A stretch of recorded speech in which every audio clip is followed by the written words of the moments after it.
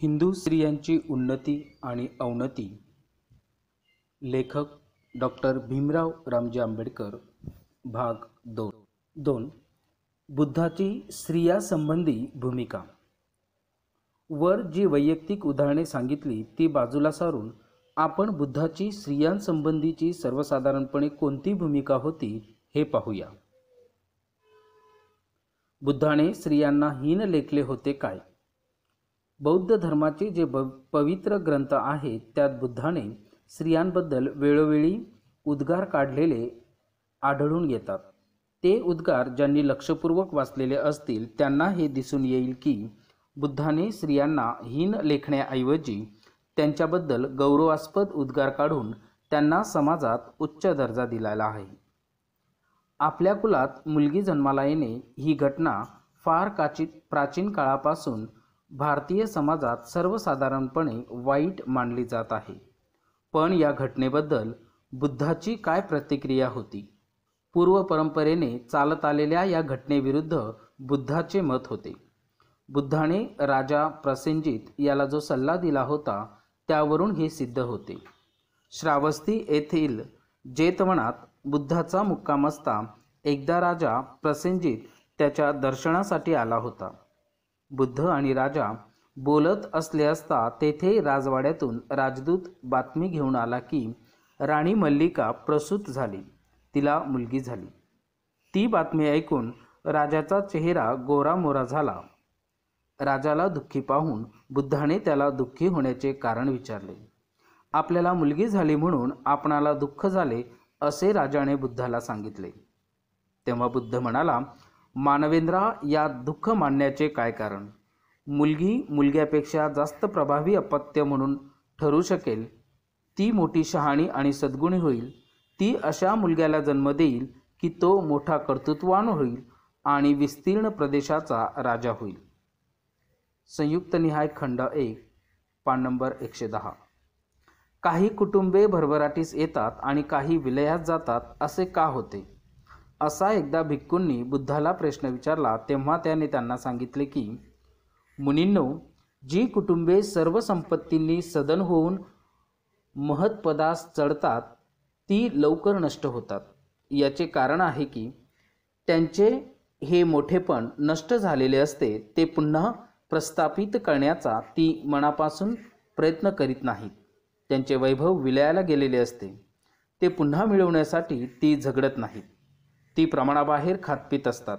जो मनुष्य अगर स्त्री नीतिभ्रष्ट आहे अशांच्या हातात ती कारभार देतात. जी कुटुंबे लवकर अधोगतीला जातात त्यांच्या अधोगतीची ही 4 कारणे किंवा त्यापैकी एक अगर दुसरे कारण ही जबाबदार होत. मुनींनो, काही कुटुंबे पुष्कळ काळ टिकतात याचं कारण हे की ज्यांचे जे वैभव नष्ट झालेले असते ते पुन्हा मिळवण्यासाठी ती मनापासून धडपड करीत असतात. त्यांचा जो नाश झालेला असतो तो भरून काढण्यासाठी ती एकसारखा प्रयत्न करीत असतात. ती खाणेपिणे योग्य प्रमाणात करतात आणि नीतिमान स्त्री अगर पुरुष ज्यांच्या हातात ती कारभाराची सूत्रे देतात. जी कुटुंबे पुष्कळ काळ टिकतात याला ही 4 कारणे अगर त्यापैकी एक किंवा दुसरे कारण ही जबाबदार होत. अंगुत्तर निकाय खंड 2 पान नंबर 254 आणि 55. या जगात चक्रवर्ती राजा जेव्हा अस्तित्वात येतो तेव्हा काय होते? असा एकदा भिक्खूंनी बुद्धाला प्रश्न विचारला होता. तेव्हा बुद्धाने त्यांना उत्तर दिले, जेव्हा असा सम्राट अस्तित्वात येतो तेव्हा 7 भांडारे अस्तित्वात येतात. रथ, हत्ती, घोडे, रत्ने, स्त्रिया, कुटुंबाचा शास्ता पिता आणि गादीचा वारसदार राजपुत्र ही ती भांडारे होत. अंगत्तूर निकाय खंड 5 पान नंबर 83. स्त्री ही जगाला किती मौल्यवान देणगी आहे याबद्दल एकदा प्रवचनात विवेचन करताना बुद्धाने उद्गार काढले की स्त्री ही सर्वोत्कृष्ट देणगी आहे कारण तिची उपयुक्तता अमोल आहे. तिच्यापासून बोधिसत्व आणि चक्रवर्ती हे जन्म घेतात. संयुक्त निहाय खंड 1 पान 62. कुटुंबात मुलगी जन्मली तर त्या कुटुंबाने दुःख न मानता आनंद मानावा. ज्या कुटुंबाचा कारभार स्त्रीच्या हातात देतात ती कुटुंबे विनाशापासून मुक्त होतात. स्त्री ही 7 भांडारांपैकी एक अत्यंत मौल्यवान भांडार आहे. अशी ज्या बुद्धाची मते होती तो स्त्रीद्रेष्टा आणि स्त्रियांना दुर्बळ ठेवणारा होता असे समजणे हे तर्कशुद्ध आहे काय? स्त्री वर्गासंबंधी बुद्धाच्या ज्या वैशिष्ट्यपूर्ण भावना होत्या त्या वर दिलेल्या त्याच्या वचनातून दृग्गोच्चार झालेल्या आहेत. त्या भावना लक्षात घेता बुद्ध हा स्त्री जातीचा तिरस्कार व धिक्कार करीत होता असे कोणी सुज्ञ माणूस म्हणू शकेल काय? भिक्खूंच्या आधिपत्याखाली भिक्खुणींना बुद्धाने ठेपले, त्यामुळे एक मोठा सामाजिक गुन्हा केला असे जे मानतात त्यांना बुद्धाने स्त्रीवर्गाला संन्यास दीक्षा घेण्याची मुभा दिली. हे त्याचे समाजक्रांतिकारक कृत्य होय याची जाणीव झालेली नसावी. त्या काळात ब्राह्मणी धर्म स्त्रियांना ज्ञानार्जन करण्यास मुभा देत नव्हता. स्त्रियांनी संन्यास घ्यावा का हा प्रश्न त्या काळी उत्पन्न झाला तेव्हा त्या ब्राह्मणी धर्माने स्त्रीवर्गावर एक मोठा दुसरा अन्याय केला. ब्राह्मण हे वेदांची पूजा करीत असत. त्यांना संन्यास हा आदर्शमय वाटत होता. उपनिषदे ही पवित्र धार्मिक ग्रंथ होत असे ब्राह्मणांनी पुष्कळ काळपर्यंत मान्य केले नव्हते. ही ऐतिहासिक घटना आहे, तर्कट नव्हे. उपनिषदे संन्यासाला आदर्श समजत होती. आत्मा हा ब्रह्म होय ही उपनिषदातील प्रमुख शिकवण होय. ती शिकवण आत्मसात करणे हे संन्यास वृत्तीचे ध्येय होते. पण ब्राह्मण लोक संन्यासी जीवनाचे कट्टर विरोधक होते. संन्यास वृत्तीबद्दल जे कडाक्याचे वादविवाद झाले त्यात शेवटी ब्राह्मणांनी संन्यास वृत्तीला मान्यता दिली. ती मान्यता काही अटींवर होती. त्यापैकी एक अट अशी होती की स्त्रिया आणि शूद्र यांना संन्यास वृत्तीचा अधिकार नसावा. स्त्रियांना संन्यास वृत्तीचा अधिकार नसावा अशी अट ब्राह्मणांनी घातली. याचे कारण काय हे समजावून घेतले पाहिजे. बुद्ध आणि ब्राह्मण यांची स्त्रियासंबंधीची जी मते होती त्यांच्यातील दक्षिणोत्तर फरक लक्षात येईल. हे कारण म्हणून सांगितलेले आहे ते असे. 9.18 स्त्रियांनी वेद शिकण्याचा अधिकार नाही म्हणून त्यांचे संस्कार वैदिक मंत्राशिवाय करावयाचे असतात. स्त्रियांना धर्माचे ज्ञान नसे कारण त्यांना वेद शिकण्याचा अधिकार नव्हता. वैदिक मंत्र उच्चारले तर पाप नष्ट होते. ज्या अर्थी स्त्रिया वैदिक मंत्र उच्चारू शकत नाहीत त्या अर्थी त्या असत्य म्हणजेच पापमय स्थितीत राहणाऱ्या होत. मनू बुद्धानंतर झाला, परंतु त्याचे जे वरील मत व्यक्त केले ते त्याच्यापूर्वी अस्तित्वात असलेल्या ब्राह्मणी धर्मग्रंथातील विचारसरणीला धरून हे उघड आहे. हे मत भारतातील स्त्रीवर्गाचा उपमर्द आणि विनाश करणारे होते. विनाश म्हणण्याचे कारण हे की ज्ञानार्जन करणे हा प्रत्येक मानवाचा जन्मसिद्ध हक्क आहे आणि तो हक्क काही संयुक्तिक कारण न देता ब्राह्मणांनी स्त्रियांपासून हिरावून घेतला. उपमर्द म्हणण्याचे कारण हे की ज्ञानार्जनाचा हक्क स्त्रीपासून हिरावून घेतल्यानंतर ब्राह्मणांनी तिला ज्ञानरहित, अशुद्ध, असत्यामंगल अशी मानली. संन्यास हा ब्रह्मप्राप्तीचा मार्ग होय, पण स्त्री अमंगल असल्यामुळे ती संन्यास घेण्यास पात्र नाही अशी ब्राह्मणी विचारसरणी होती. ब्राह्मणांच्या या कृत्यामुळे स्त्री ही आध्यात्मिक ज्ञानार्जनाच्या हक्काला मुकली. एवढेच नव्हे तर तिच्या जीवनात आध्यात्मिक शक्तीचे बीज रुजूच शकत नाही असे मानण्यात आले. प्रकरण 3 बुद्धाचे ऐतिहासिक कार्य. स्त्रियांच्या बाबतीत ब्राह्मणांनी हे केवढे क्रूर कृत्य केले त्याला जगात जोड नाही. प्रो मॅक्स म्युलर यांनी एकदा म्हटलेले आहे, हिर्बर्ट लेक्चर्स ऑन रिलिजन P379 की पुरुष आध्यात्मिक ज्ञानापासून कितीही दूर असला तरी त्याच्या इतका ईश्वराच्या अगदी जवळ राहणारा कोणताही प्राणी या पृथ्वीतलावर नाही. त्याच्या इतका ईश्वरमय झालेला दुसरा प्राणी या जगात सापडणार नाही. पुरुषाच्या बाबतीत हे जर सत्य मानावयाचे तर स्त्रीच्या बाबतीत ते का मानू नये? याचे उत्तर ब्राह्मणांच्या जवळ नाही.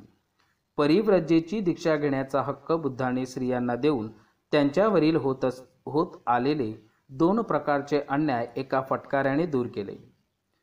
ते 2 प्रकारचे अन्याय म्हणजे पुरुषांच्या बरोबरीने स्त्रियांनी ज्ञानार्जन करणे आणि आपल्यात असलेले सुप्तावस्थेतील आध्यात्मिक तेज याची ओळख करून घेणे ही होत. बुद्धाने हे दोन्ही हक्क स्त्रियांना दिले. या कृतीने बुद्धाने भारतातील स्त्रियांना गुलामगिरीतून मुक्त केले, त्यांच्या जीवनात क्रांती घडवून आणली. या बाबतीत प्रो मॅक्स म्युलर यांचे उद्गार इबिड पी 273 मोठे सूचक आहेत. भारताचा इतिहास आपण हे सांगतो की प्राचीन काळात ब्राह्मणी धर्माने बंधनांची जी गुलामगिरीची जालिम साखळी निर्माण केली होती ती बौद्ध धर्माने खिळखिळी केली आणि शेवटी ती ताडकन तोडली. हे कसे झाले? वैयक्तिक स्वातंत्र्य, सामाजिक विषमतेच्या कर्दमातून बाहेर पडण्याची पददलित मानवाची प्रबळ इच्छा, आध्यात्मिक ज्ञानार्जनासाठी वनात जाऊन राहण्याची इच्छा उत्पन्न होताच कोणालाही वनात जाण्याचे स्वातंत्र्य असणे आणि वनात जाऊन निर्बंधपणे ज्ञानार्जन करणे याबद्दलचे जे नैसर्गिक मानवी हक्क होते त्यांना बौद्ध धर्माने पाठिंबा दिला. ते हक्क समाजात प्रस्थापित केले.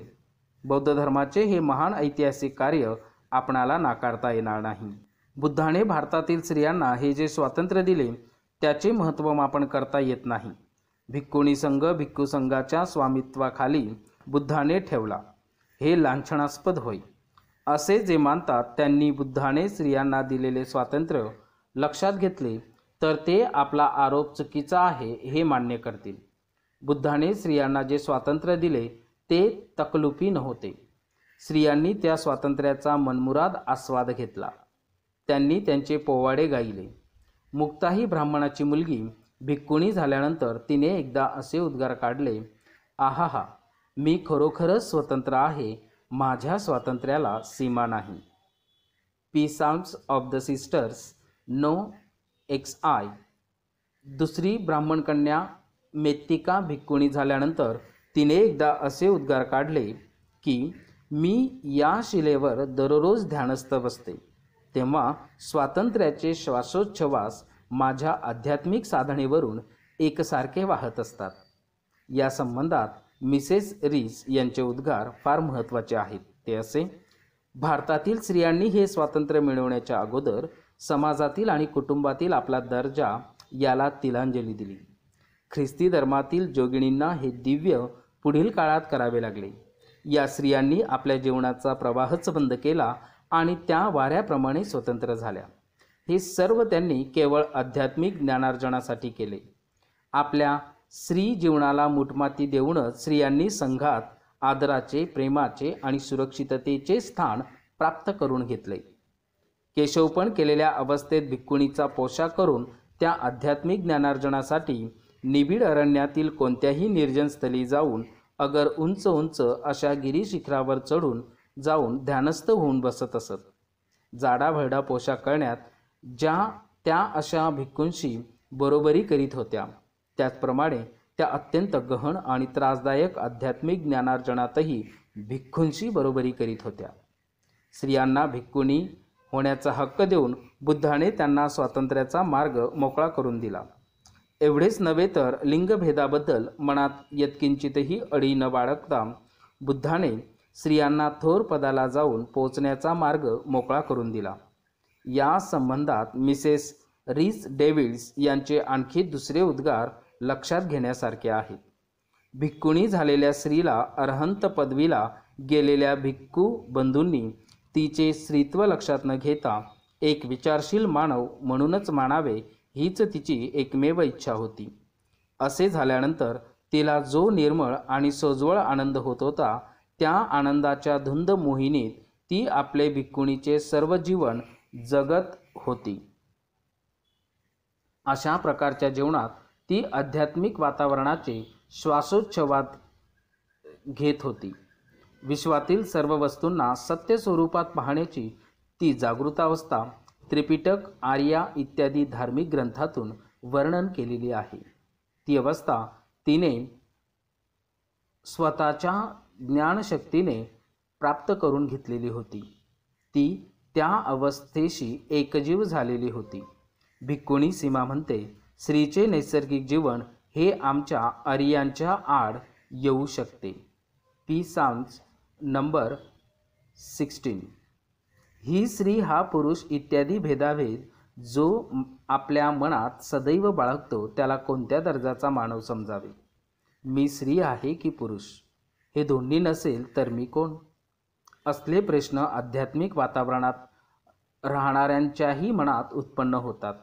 असले लोक अशा प्रश्नांची चर्चा माराबरोबर मदनाबरोबर करण्यास लायक आहेत असेच समजले पाहिजे. बुद्धाने स्त्रियांना भिक्खुणी होण्याचा हक्क दिला, त्यामुळे स्त्रियांच्या स्वातंत्र्याचा मार्ग खुला झाला.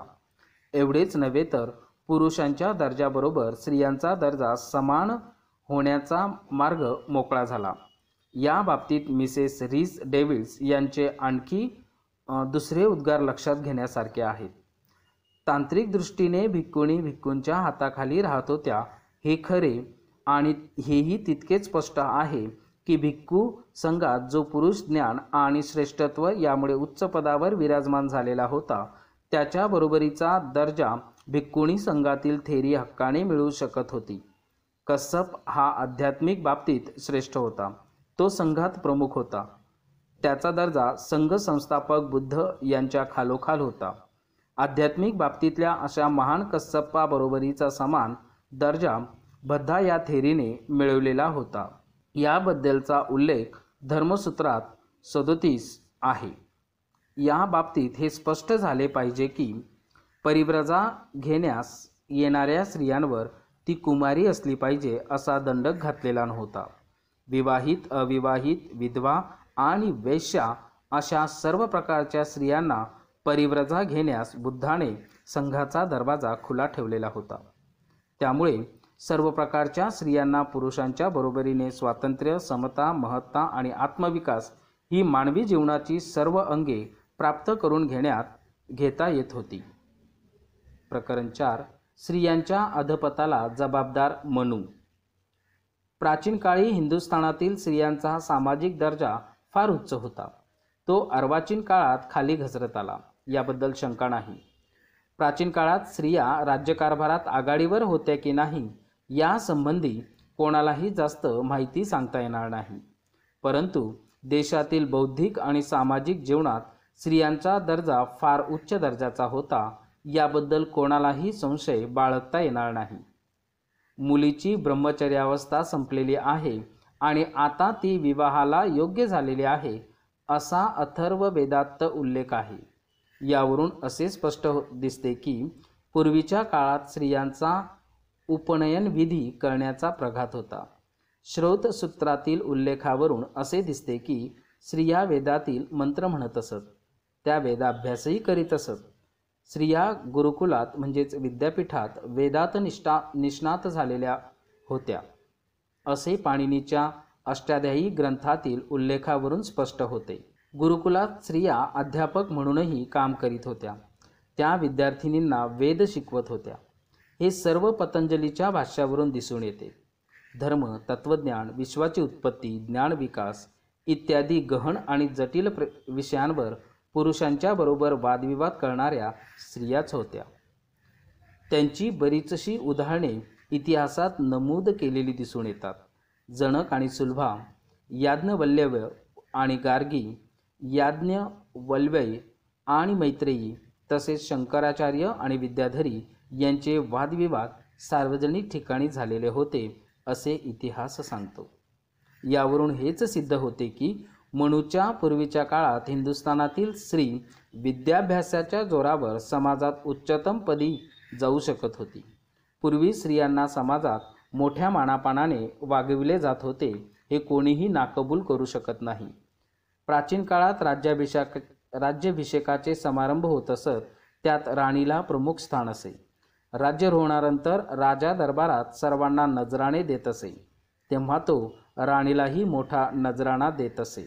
Jaiswal, Indian polity, part 2, page number 16.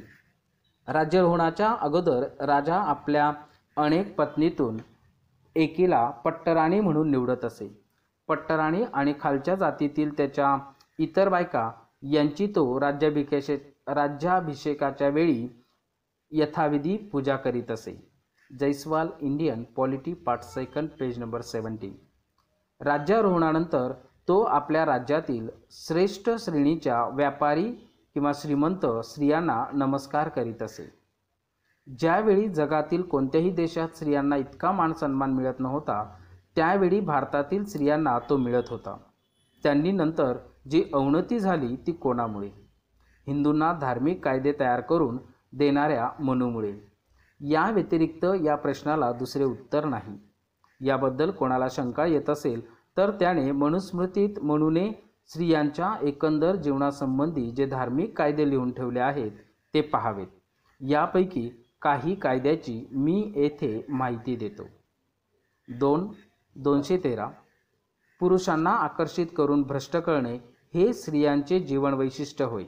या कारणामुळे ज्ञानी लोक स्त्रियांच्या सान्निध्यात सदैव जागरूक अवस्थेत राहतात. 214 कारण स्त्री या जगातील मूर्ख पुरुषांनाच केवळ नव्हे तर विद्यासंपन्न पंडितांनाही वाममार्गाला नेऊन त्याला काम आणि क्रोध यांचा गुलाम करते. 215 आपली माता, भगिनी आणि कन्या यांच्या एकांत सहवासात कोणीही राहू नये, कारण इंद्रिये ही प्रबल आहेत आणि ती विद्यासंपन्न पंडितालाही आपल्या जाळ्यात ओढतात. 914 स्त्रिया पुरुषांच्या सौंदर्याकडे लक्ष देत नाहीत किंवा त्यांच्या वयाकडे बघत नाहीत. हा पुरुष आहे एवढेच मनात आणून त्या स्त्रिया पुरुषाच्या स्वाधीन होतात, मग तो सुंदर असो अगर कुरूप असो. म्हणून 915 स्त्रियांना पुरुषाबद्दल इतके आकर्षण असते की पतीने त्यांच्यावर कितीही कडक पहारा ठेवला तरी त्या स्वभावतः चंचल व निर्दय असल्यामुळे परपुरुषांशी व्यभिचार करतात आणि पतीचा विश्वासघात करतात. 916 परमेश्वराने स्त्रियांना निर्माण करताना त्यांच्यात हे विघातक दुर्गुण घातले ते लक्षात येऊन प्रत्येक माणसाने स्त्रियांपासून स्वतःचे संरक्षण करण्यासाठी दक्ष राहिलं पाहिजे. 917 शय्येबद्दल ओढ, आराम व चैन यांचे आकर्षण, दागिने व अपवित्र वासना यांची हाव, क्रोध, लबाडी, मत्सर आणि दुर्वर्तन हे सर्व दुर्गुण स्त्रियांना निर्माण करताना मनूने म्हणजे निर्माता ईश्वर त्याच्या अंगात घातले. मनू स्त्रियांना किती हीन दर्जावर ठेवित होता हे त्याच्या या धार्मिक कायद्यावरून स्पष्ट होते. त्याचे स्त्रियांसंबंधीचे इतर कायदेही याच नमुन्याचे आहेत. कोणत्याही परिस्थितीत स्त्रियांना स्वातंत्र्य देऊ नये असे मनूचे मत होते. ते पुढील प्रमाणे. 9.2 कुटुंबातील पुरुषांनी आपल्या कुटुंबातील स्त्रियांना रात्रंदिवस आपल्यावर अवलंबून ठेवावे. त्या स्त्रियांचा कल जर वैश्विक उपभोगाकडे आहे असे दिसून आले तर त्यांना पुरुषांनी आपल्या कह्यात ठेवावे. 9.3 स्त्रीच्या लहानपणात बाप तिचे पालनपोषण करतो, नवरा तिच्या तरुणपणात तिचे संरक्षण करतो आणि तिचे मुलगे तिच्या वृद्धावस्थेत तिचे संरक्षण करतात. स्त्री स्वातंत्र्याला केव्हाही लायक नसते. 9.5 वाममार्गाकडे यत्किंचितही जरी स्त्रीचा कल दिसून आला तरी त्या वाममार्गापासून तिला प्रवृत्त करण्याची विशेष दक्षता घेतली पाहिजे. तसे केले नाही तर ती स्त्री दोन्ही कुलाला दुःखाच्या खाईत टाकेल. 9.6 सर्व जातीच्या श्रेष्ठतम कर्तव्याचे महत्त्व लक्षात घेतले तर असेच ठरते की अगदी नेभळट नवऱ्यांनी सुद्धा स्वतःच्या बायकांना आपल्या मुठीत ठेवून त्यांचे संरक्षण करण्याचे प्रयत्न करीत राहावे. 147 कुटुंबातली मुलगी, तरुणी, वृद्ध स्त्री यांना कुटुंबातील व्यवहाराच्या बाबतीत स्वतंत्रपणे काहीही करण्याचा अधिकार नाही. 148 स्त्रीने लहानपणात वडिलाच्या आज्ञेत राहिले पाहिजे. पती मृत्यूनंतर तिने आपल्या पुत्राच्या आज्ञेत राहिले पाहिजे. स्त्रीने स्वतंत्रपणे कधीच राहू नये. 149 पिता, पती आणि पुत्र यांच्यापासून विभक्तपणे राहण्याचे धैर्य स्त्रियांनी करू नये. त्यांना सोडून ती राहू लागली तर त्यामुळे दोन्ही कुटुंब म्हणजेच पतीचे आणि पित्याचे इतरांच्या तिरस्कारास पात्र होतील. स्त्रीला घटस्फोट घेण्याचा हक्क नाही. 9.45 पती स्वतःच्या पत्नीबरोबर एकत्रित झाला असे मानण्यात येते. याचा अर्थ असा की स्त्री एकदा विवाहित झाली की तिला पतीपासून वेगळे राहणे त्रिकाल अशक्य होते. पत्नीला पतीपासून विभक्त राहण्यास मनाई करणारा कायदा मनूने केला. याबद्दल बरेच हिंदू लोक त्याची मनसोक्त स्तुती करतात. आणि असा कायदा इतर देशात नाही, म्हणून ते अभिमानाने सांगतात. एवढ्यातच समाधान मानून ते स्वस्थ बसतात. मनूने विवाह हा पवित्र विधी मानला, म्हणूनच त्याने घटस्फोटाला मान्यता दिली नाही. अशा विचाराने हिंदू आपल्या सत्सद विवेकबुद्धीची समजूत घालतात, परंतु ही विचारसरणी सत्याला धरून नाही हे खास. मनूने घटस्फोटाच्या विरुद्ध जो कायदा केला त्यात त्याचा हेतू अगदी वेगळा होता. पुरुषाला स्त्रीबरोबर जखडून ठेवणे आणि पुरुषाला हवे तसे वागण्याचे स्वातंत्र्य देणे हा मनूचा हेतू होता. पत्नीला सोडून देण्याच्या बाबतीत मनूने पतीवर कोणतेही बंधन घातलेले नाही. पत्नीला सोडून देण्याची मोकळीक मनू पतीला देतो. या कायद्याने मनूने जे साधलेले आहे ते हे की स्त्रीला स्वातंत्र्याच्या यत्किंचितही उपभोग घेता येऊ नये. या संबंधात मनू काय म्हणतो ते पहा. 9:46 पत्नीने पत्नीची विक्री केली किंवा त्याने तिचा त्याग केला तरी ती पतीपासून विभक्त होऊ शकत नाही. याचा अर्थ असा की पत्नीने पत्नीचा विक्रय अगर त्याग केला तरी ती त्यानंतर दुसऱ्याची विकत घेणाऱ्याची अगर तिला आश्रय देणाऱ्याची कायदेशीर पत्नी होऊ शकत नाही. ही घटना जर मनाप्रक्षोभक मानली नाही तर या जगात दुसरे काहीही मनाप्रक्षोभक मानता येणार नाही. हा कायदा करताना मनूच्या मनाला न्याय आणि अन्याय याची बिलकुल चाड वाटली नसावी. बौद्ध काळात स्त्रीला जे संपूर्ण स्वातंत्र्य होते ते हिरावून घेणे एवढेच त्याला कायद्याने साध्य करावयाचे होते. स्त्री स्वातंत्र्य मनूच्या डोळ्यात सलत होते, म्हणूनच ते नष्ट करून त्याने स्त्रीला दास्यकधर्मात रोवून ठेवले. कुटुंबाच्या स्थावर जंगम मालमत्तेच्या हक्कासंबंधी मनूने स्त्रीला गुलामाच्या पायरीवर नेऊन ठेवले होते ते असे. 9:416 कुटुंबातील पत्नी, पुत्र आणि गुलाम यांना कुटुंबाच्या मालमत्तेवर काहीही हक्क नाही. ते जी मालमत्ता स्वकष्टाने मिळवतात ती सुद्धा कुटुंबातील त्यांच्या मालकीची असते. एकत्र कुटुंबातील एखादा पुरुष मरण पावला तर त्याच्या विधवा पत्नीचा त्या कुटुंबाच्या मालमत्तेतून पोटगीचा हक्क मनू मान्य करतो. पतीला मृत्यू आला तेव्हा जर तो कुटुंबातून वेगळा राहत असेल तर त्या कुटुंबाच्या मालमत्तेतील वाटा मागण्याचा हक्क मनूने तिला दिलेला आहे. परंतु या सर्व बाबतीत मनूने विधवेचा मालमत्तेवरील अबाधित मालकी हक्क मान्य केलेला नाही. मनूच्या कायद्यान्वये स्त्रीला देहांत शिक्षा देता येते. आपल्या पत्नीला मारहाण करण्याचा पतीचा हक्क मनूने मान्य केलेला आहे. 8:296 पत्नी, मुलगा, नोकर किंवा गुलाम, विद्यार्थी आणि धाकटा भाऊ यांनी जर काही अपराध केला तर त्यांना दोर अगर दुभंगलेला कलक यांनी मारण्याचा हक्क कुटुंबातील प्रमुख पुरुषाला आहे असे मनू मान्य करतो.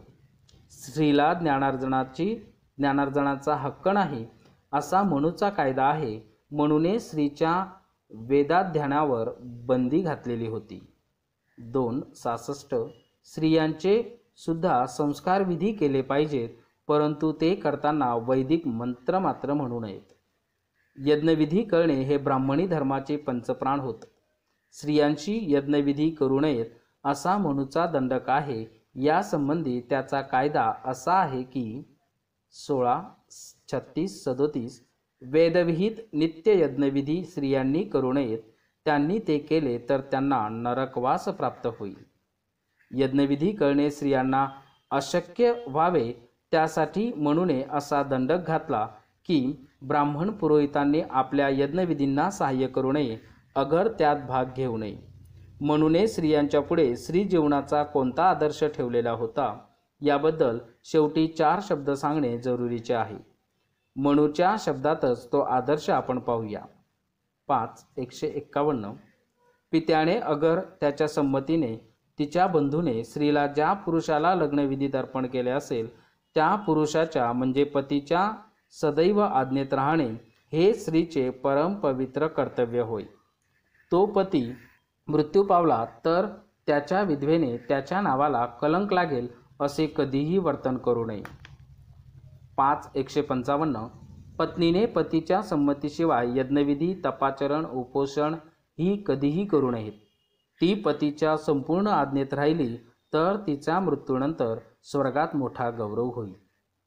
स्त्रियांच्या आदर्शमय जीवनाबद्दल मनूचे आणखी दुसरे कायदे आहेत ते त्या आदर्शाचे अर्थ समजले पाहिजे. ते कायदे असे: 5:153 ज्याने स्त्रीबरोबर वैदिक मंत्रांनी लग्नविधी साजरा केला तो त्या स्त्रीचा पती होय. तिला सदा सर्वकाल आणि तिचा या जगातील आणि स्वर्गातील वास्तव्यास सुखाचा अखंड झरा होता हे तिने मनात सदैव मानले पाहिजे. 5:150 पत्नीने सदा सर्वकाळ आनंदित राहिले पाहिजे. घरातील सर्व कामे व्यवस्थित करणे, भांडी कुंडी स्वच्छ ठेवणे आणि घर खर्च हात राखून करणे या सर्व बाबतीत तिने सावधानपूर्वक वर्तन केले पाहिजे. हिंदू या कायद्यांना स्त्रियांच्या जीवनाचे उच्चतम आदर्श मानतात. स्त्रियांच्या जीवनावर आघात करणारे जे कायदे मनूने केले त्याच्यावर कळस चढविणारा त्याचा दुसरा कायदा म्हणजे स्त्रीहत्या ही उपपातक अगदी क्षुल्लक गुन्हा मानणे हा होय. 11:67 मद्यपान करणे स्त्री, शूद्र, वैश्य आणि क्षत्रिय आणि निरीश्वरवादी यांचा शिरच्छेद करणे हे क्षुल्लक गुन्हे होत. स्त्री, शूद्र, वैश्य अगर क्षत्रिय यांचा शिरच्छेद करणे हे उपपातक होय. असा म्हणूने जो कायदा केला त्याचे इंगित कोणीही समजू शकेल ते हे की ब्राह्मण हे सर्व वर्णात श्रेष्ठ होत असे समाजाच्या माथी मारणे आणि ब्राह्मणाचा शिरच्छेद करणे हे महापातक होय असे समाजाला मान्य करावयास भाग पाडणे. परंतु मनूने उपपातकाचा कायदा स्त्रियांना का लागू केला याचे कारण एकच: मनूच्या दृष्टीने स्त्री ही सामाजिक जीवनात तृणवत समजली जावी. मनूच्या स्त्रीविषयक कायद्यातील काही उतारे मी वर दिलेले आहेत. ते लक्षात घेता मनू हा भारतातील स्त्रियांचा अधापात घडून आणण्यास सर्वस्वी जबाबदार आहे हे सत्य कोणी नाकारू शकेल काय? कदाचित या सत्याची लोकांना जाणीव असावी, परंतु त्यांना आणखी 2 गोष्टी माहीत नसाव्यात. मनूने हे जे कायदे केले त्यात त्याचे वैशिष्ट्य काय हे त्यांना माहीत नसावे.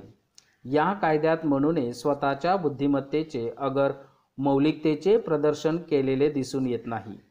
ब्राह्मणी धर्माचा उदय भारतात झाल्यानंतर ब्राह्मणांची स्त्रियासंबंधी जी विचारसरणी होती तीच मनूने आपल्या कायद्यात गोवली. मनूच्या पूर्वी ती समाजात रूढ होती, पण ती सामाजिक सिद्धांत म्हणून त्या सिद्धांताला धार्मिक कायद्याचे रूप देऊन ते कायदे राजाज्ञेने समाजात पाळले जावे ही कामगिरी मनूने केली. स्त्रियांवर एवढी कडक बंधने मनूने का लादली याचे कारण या लोकांना समजले नाही. ही दुसरी गोष्ट होय.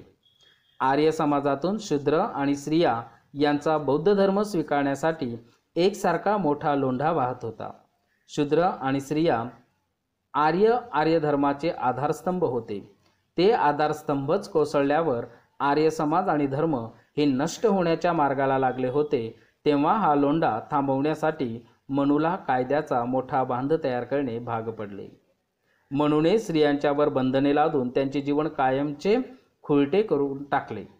ते बौद्ध धर्माकडे असलेल्या स्त्रियांचा ओढा नष्ट करण्यासाठीच हे सत्य आहे हे ज्यांना पटत नसेल त्यांनी मनुस्मृतीतील खालील बंधने लक्षात घ्यावीत. 4:88 मिश्र विवाहापासून ज्यांचा जन्म झाला, जे संन्यासी झाले, ज्यांनी आत्महत्या केली अशा लोकांचे प्रेतसंस्कार आणि त्यानंतरचे इतर संस्कार करण्यात येऊ नयेत. 4:89 ज्या स्त्रियांनी निरीश्वरवादी धर्म स्वीकारलेला आहे, ज्या स्त्रिया स्वातंत्र्याने प्रेरित होऊन निर्भयपणे जीवन घालवितात, ज्या स्त्रियांनी गर्भातील मुलाला इजा केलेली असते, अगर ज्या स्त्रिया दारू पितात अशा स्त्रियांचे प्रेतसंस्कार आणि त्यानंतरचे इतर संस्कार करण्यात येऊ नयेत. प्रेतसंस्कारासंबंधीची ही आणि इतर बंधने मनूने घातली त्याचा हेतू हा की 1. जे संन्यासी झाले आणि 2. ज्या स्त्रिया निरीश्वरवादी झाल्या त्यांच्यावर समाजाने संपूर्ण बहिष्कार घालावा आणि त्यांच्या प्रेतांनाही सन्मानाने वागवू नये. मनूने संन्यासी आणि निरीश्वरवादी धर्म यांचा उल्लेख केलेला आहे. तो कोणाला उद्देशून आहे हे स्पष्ट केले पाहिजे. संन्यासी म्हणजे ज्यांनी घरदार आणि संसार सोडून परिव्रजा दीक्षा घेतली, ते निरीश्वरवादी धर्म म्हणजेच बौद्ध धर्म या सर्व गोष्टींचा रोख बौद्ध धर्मीय लोकांकडे होता. मनूच्या मनातील या दोन गोष्टी स्पष्ट होतात. ही बंधने घालण्यात मनूचा हाच हेतू होता की ब्राह्मणांनी व इतरांनीही हे विधी करू नयेत. असले विधी होत नाहीत हे समाजाला दिसून आले की समाजाने त्या लोकांच्या कुटुंबांना त्या लोकांना जाती बहिष्कृत करण्यास भाग पाडावे. ज्यांनी बौद्ध धर्माचा स्वीकार केला आणि जे बौद्ध धर्माप्रमाणे जीवन व्यतीत करीत होते त्यांना कुटुंबातून आणि समाजातून बहिष्कृत करणे हा आपला हेतू साध्य करण्यासाठीच मनूने आपल्या स्मृतीत हे धार्मिक कायदे तयार करून घेतले. कारण जो बौद्ध धर्माचा कट्टर विरोधक होता, स्त्रियांच्या जीवनावर मनूने जी क्रूर बंधने लादली त्याचे मर्म हेच की बौद्ध धर्म नष्ट व्हावा त्यासाठी मनू धडपडत होता. बौद्ध धर्म नष्ट करण्याचा एक मार्ग म्हणजे बौद्ध धर्मापासून आर्य कुटुंबे दूर ठेवणे आणि ती ब्राह्मणी वर्चस्वाच्या पंजाखाली कायमची ठेवणे. कुटुंबातील आधारस्तंभ म्हणजे स्त्रियांची स्थिती कुटुंबातच गुलामाच्या स्थितीपेक्षाही हीन करणे हा उपाय मनूने योजला. हिंदुस्थानातील स्त्रियांच्या मोठेपणाचा ऱ्हास आणि स्त्रियांची अवनती याबद्दलची सारी जबाबदारी मनूच्या माथ्यावर लादली पाहिजे. ती बुद्धावर लादता येत नाही. हिंदू स्त्रियांची उन्नती आणि अवनती या संबंधीची हकीकत या लहानशा लेखात सांगण्याचा मी प्रयत्न केलेला आहे. त्यांची अवनती घडून आणण्यास कोण कारणीभूत झाला या संबंधांचे स्पष्टीकरणही मी दिलेले आहे. स्त्रियांच्या उद्ध्वस्त जीवनाची जबाबदारी बुद्धाच्या अंगी चिकटवण्याचा प्रयत्न पूर्वग्रह मनात नसलेले आणि सत्यनिष्ठ असलेले लोक करणार नाहीत अशी मी आशा करतो. बुद्धाने स्त्रियांना समाजात आदरणीय स्थान दिले आणि पुरुषांच्या बरोबरीच्या पातळीवर त्यांना आणून बसविले. हे त्रिवार सत्य होय. हे त्रिवार सत्य होय. हिंदू स्त्रियांची उन्नती आणि अवनती समाप्त. धन्यवाद. सप्रेम. जय भीम.